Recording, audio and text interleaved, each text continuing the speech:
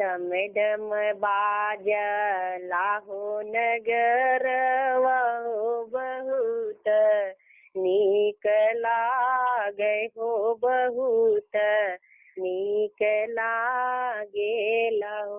मोरी बहिनी ठुमुकी ठुमुकी ढोलिया बाजे हो कौशल्या रानी आंगन हो कौशल्या रानी आंगन हो।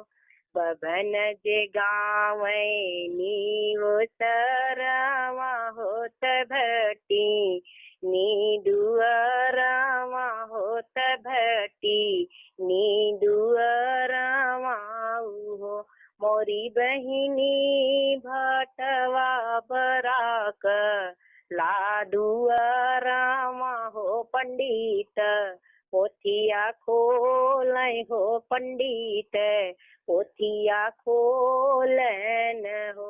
बभनी के दीह लेऊ पियरिया होत भटी नी चुनरिया भटी नी चुनरिया मोरी बहिनी भाटावा के चढ़ा लेके घोड़ा हो पंडित सोनावा लटकन हो पंडित सोनावा लटकन हो।